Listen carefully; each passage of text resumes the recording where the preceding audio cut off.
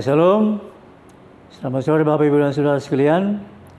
Kita jumpa kembali dalam Realitas Channel episode yang 62. Yaitu dengan judul Hal Menyimpan Harta di Surga.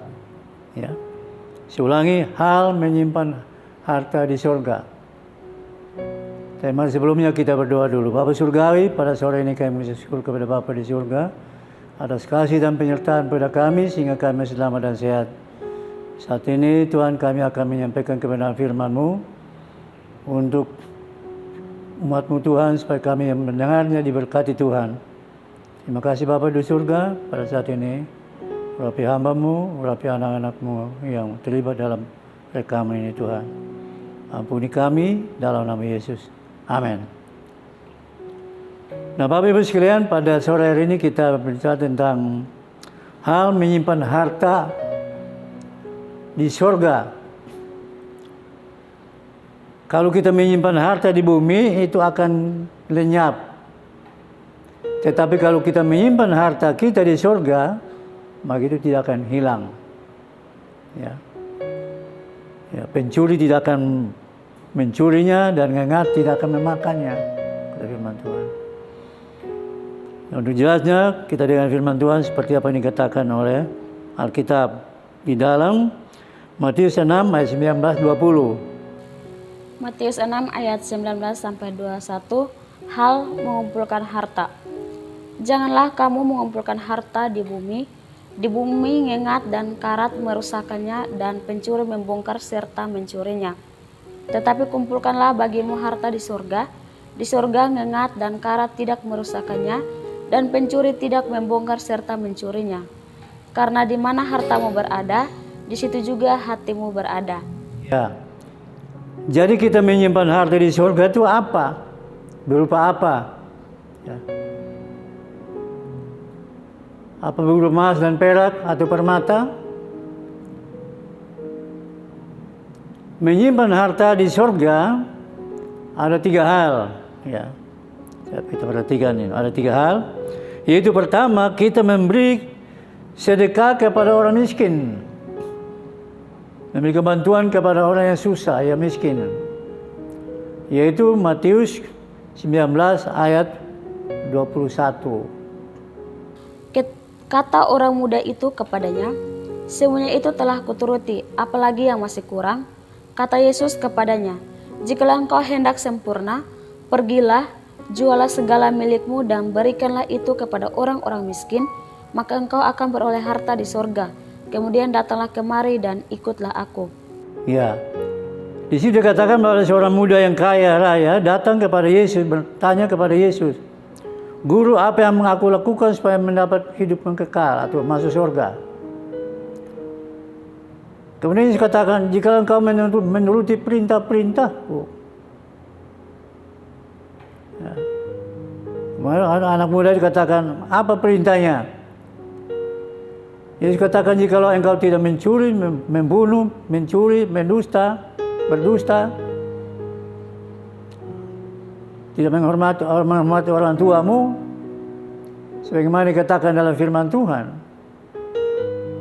Di dalam 10 hukum itu, yaitu Keluaran 21-17. Ya.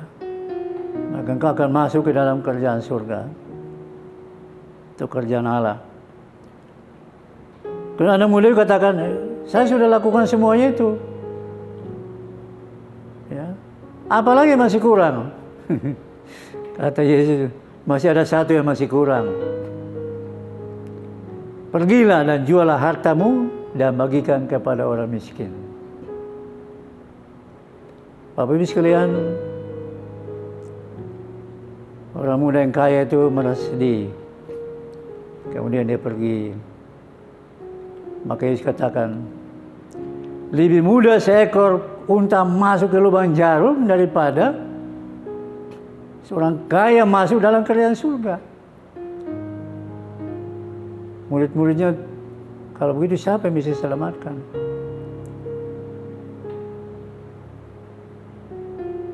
Segala sesuatu tidak mungkin bagi manusia, tapi mungkin bagi Allah. Nah itu Bapak Ibu sekalian, jadi kalau kita mau menyimpan harta di surga, itu memberikan sedekah, memberikan bantuan kepada orang miskin, orang yang berkekurangan. Ya, itu. Yang kedua, untuk menyimpan harta di surga, yaitu kita menolong, membantu orang-orang kudus yang berkekurangan. Ya.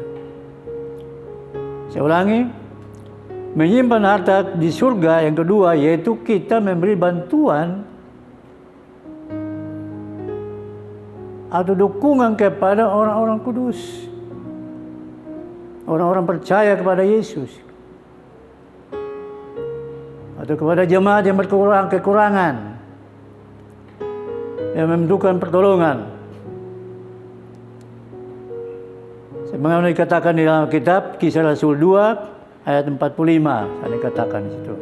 Kisah Rasul 2 ayat 45. Dan selalu ada dari mereka yang menjual harta miliknya, lalu membagi-bagikannya kepada semua orang sesuai dengan keperluan masing-masing.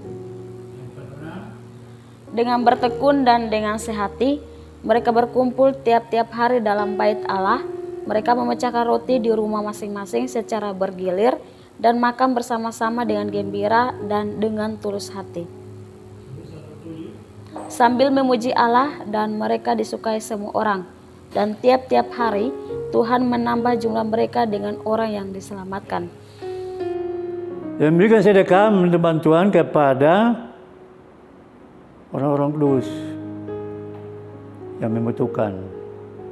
Lebih jelas lagi di dalam Roma 15 ayat 25-26. Roma 15 ayat 25 dan 26. Tetapi sekarang aku sedang dalam perjalanan ke Yerusalem untuk mengantarkan bantuan kepada orang-orang kudus, sebab Makedonia dan Akaya telah mengambil keputusan untuk menyumbangkan sesuatu kepada orang-orang miskin di antara orang-orang kudus di Yerusalem.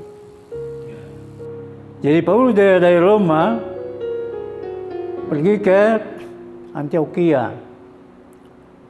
Di Filipi dikatakan di situ mengantarkan sumbangan kepada orang-orang jemaat Tuhan yang berkekurangan yang berada di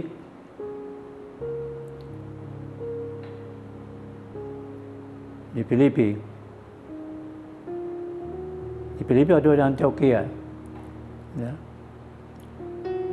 Dan demi bantuan kepada orang yang membutuhkan, yaitu jemaat Tuhan yang berkekurangan. Ya.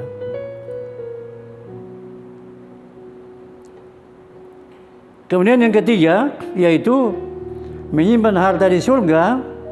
Yaitu yang ketiga, yaitu memberikan dukungan kepada hamba Tuhan yang berkekurangan, yang membutuhkan dalam pelayanan mereka. Saya ulangi, menyimpan harta di surga yang ketiga, yaitu memberikan bantuan, sokongan kepada hamba Tuhan yang berkekurangan, yang membutuhkan untuk dalam pelayanan mereka untuk memberitakan firman Allah. Ya, kita lihat kalau hamba Tuhan di kota sih tidak berkekurangan, bahkan berkelimpahan kekayaan. Tapi kalau hamba kita ke desa-desa, di kampung-kampung, gereja-gereja, jemaat-jemaat di perkampungan, di desa-desa, di situ hamba Tuhan sangat hidup dengan pas-pasan atau bahkan berkekurangan. Dan pengalaman misi ke NTT dan ke Timor Leste pada waktu tahun 2024 lalu, ya, itu hamba Tuhan di PD1 sangat membutuhkan. Nah untuk itu gereja dituntut, diminta supaya juga memberikan dukungan bantuan kepada hamba Tuhan di kampung-kampung atau di pedesaan yang berkurangan. Nah ini juga harus menjadi perhatian bagi orang-orang kaya. Harus memperhatikan orang yang susah, yang miskin.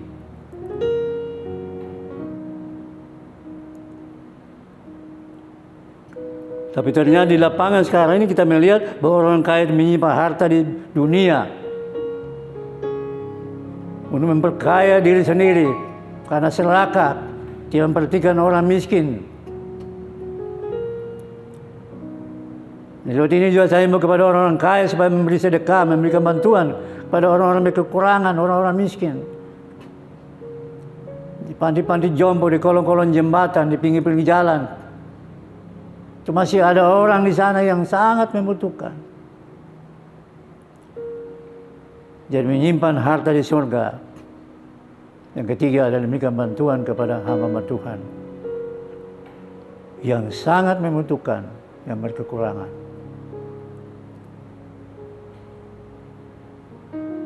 Itu Bapak Ibu sekalian, pada saat ini saya mau kepada kita semua, kita jangan mau menyimpan harta di surga saja, harta di dunia saja, tapi kita mau menyimpan harta di surga. Simpan harta di dunia akan dicuri oleh orang dan dimakan oleh ngengat. Tapi simpan harta di surga, itu adalah kekal. Di situ ada Matius 6 ayat 21 saya kata, di mana hartamu di situ hatimu. Ini berbicara tentang di mana Kristus berada di surga, hati kita tertuju ke surga. Saya ulangi, hati kita tertuju pada Kristus di surga.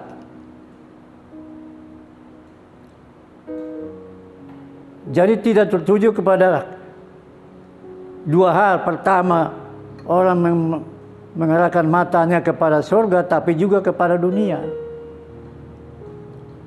kepada kekayaan atau mamon. Kenapa kita mengarahkan pandangan kita ke surga, pada mana Kristus ada? Karena Kristus adalah harta kita yang paling berharga. Lebih berharga daripada ribuan keping emas dan perak. Daud katakan. Jadi harta kita sebenarnya adalah Yesus yang sekarang berada di surga. Alkitab mengatakan para imam-imam di Israel itu tidak memiliki tanah, tidak memiliki harta di surga, di harta di bumi. Tapi mereka yang punya harta di surga. Kita baca di dalam Bilangan 18 ayat 20 di situ dikatakan. Imam-imam tidak mendapat harta di bumi. Tidak mendapat tanah di tanah perjanjian. Karena harta mereka di surga, yaitu Yesus Kristus. Dialah harta mereka. Bilangan 18 ayat 20. Bilangan 18 ayat 20. Tuhan berfirman kepada Harun, di negeri mereka engkau tidak akan mendapat milik pusaka dan tidak akan beroleh bagian di tengah-tengah mereka. Akulah bagianmu dan milik pusakamu di tengah-tengah orang Israel. Ya. Dikatakan akulah milik pusakamu. Para imam, orang-orang Lewi tidak mendapat tanah di dalam perjanjian, tapi dikatakan, akulah milik pusakamu. Diulangi lagi dari Ulangan 18 ayat 1 dan 2. Diulangi lagi di situ. Oke, Ulangan 18 ayat 1 dan 2. Imam-imam orang Lewi, seluruh suku Lewi, janganlah mendapat bagian milik pusaka bersama-sama orang Israel dari korban api-apian kepada Tuhan, dan apa yang menjadi miliknya harus mereka mendapat rezeki. Janganlah ia mempunyai milik pusaka di tengah-tengah saudara-saudaranya. Tuhanlah milik pusakanya seperti yang dijanjikannya kepadanya. Jadi imam-imam para Lewi, orang bangsa Israel itu tidak mendapat tanah perjanjian. Dan mereka mendapat perpuluhan daripada 11 suku. Para imam itu tidak mendapat milik pusaka dia, karena mereka melayani di rumah Tuhan. Ya.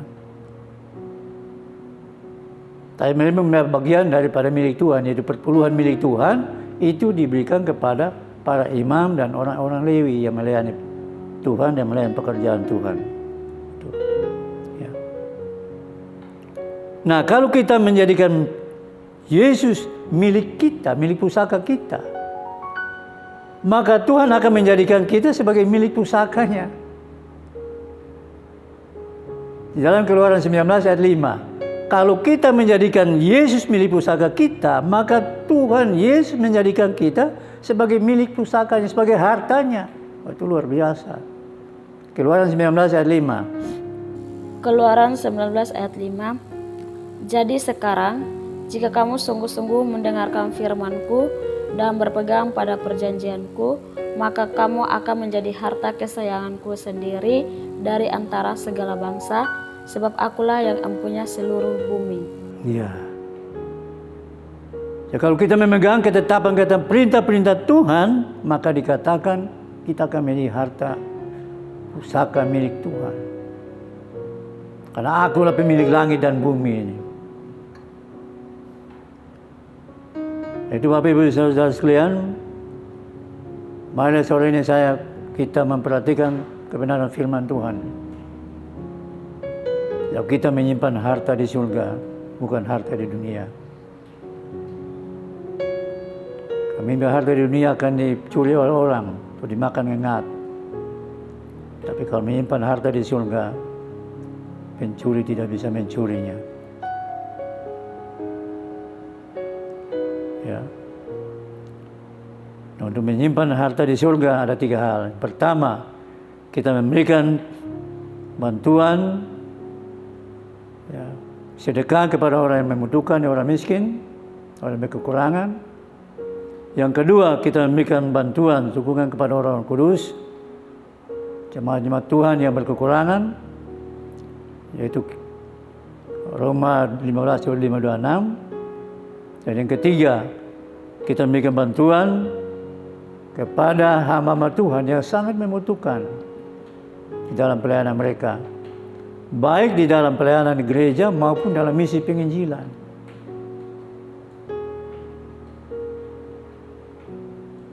Karena di luar sana, di kampung-kampung, di desa-desa, ada hamba-hamba Tuhan yang sangat membutuhkan, gereja-gereja kecil di pedesaan. Untuk bagi orang-orang kaya, jangan simpan harta di bumi, tapi simpan harta di surga, yaitu memberikan bantuan kepada orang-orang yang hamba Tuhan yang sangat membutuhkan, perlu dibantu. Dan yang keempat,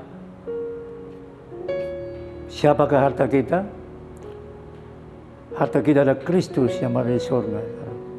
Jadi mata kita tertuju pada Kristus yang berada di surga. Bukan hati kita kepada kekayaan atau mamon di dunia ini. Karena Kristus adalah harta kita yang sangat berharga. Kalau kita menjadikan Kristus sebagai harta kita, maka Tuhan menjadikan kita sebagai harta milik pusakanya.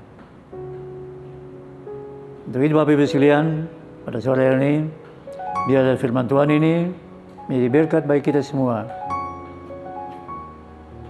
Baik yang mendengarkannya maupun hamba yang menyampaikan firman Tuhan ini.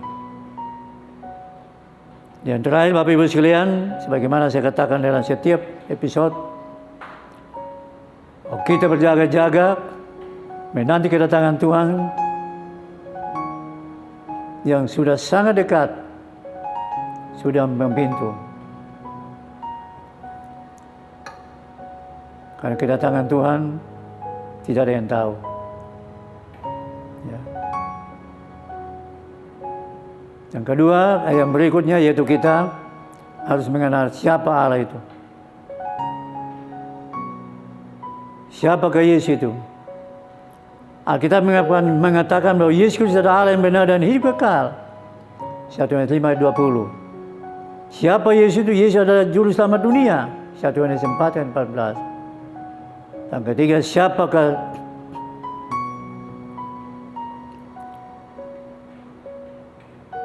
Yesus itu? Siapa? Yesus adalah Tuhan atas semua orang, baik orang Yahudi maupun bukan orang Yahudi, yang takut akan Tuhan dan mengamalkan kebenaran. Kisah Rasul 10 ayat 35-36. Yesus adalah Tuhan atas semua orang, juru selamat dunia, Allah yang benar dan hidup kekal. Tapi dia turun ke dalam dunia menjadi manusia, melaksanakan karya penyelamatan Yesus melalui lahir kelahiran, menderita mati di kayu salib, dikuburkan, tapi bangkit pada hari yang ketiga, naik ke surga, dan akan datang kembali untuk menjemput kita, saudara dan saya. Untuk itu kita berjaga-jaga. Sudah katakan dari setiap episode, berjaga-jaga, ya, menjelang malam, tengah malam, larut malam, dan pagi-pagi buta. Markus 13 ayat 35. Yang kedua, berjaga-jaga, tengah malam atau pada dini hari. Kamu berjaga-jaga, maka berbahagialah kamu. Lukas 12 ayat 38. Yang ketiga, tengah malam, mempelai datang, songsonglah dia. Matius 25 ayat 5 dan 6. Begitu Bapak Ibu sekalian, mari kita berjaga-jaga menjelang kedatangan Tuhan sudah sangat dekat. Tapi ingat bahwa kita berjaga-jaga menanti kedatangan Tuhan, tapi kita juga harus berjaga-jaga kapan kita dipanggil. Kalau Tuhan ingatkan pada hamba-Nya pada tahun 2000, bahwa berjaga-jaga menanti kedatanganku, tapi engkau juga harus berjaga-jaga kapan kau dipanggil. Napas kita dalam tangan Tuhan. Ayub 12 ayat 10. Tuhan Yesus memberkati. Amin.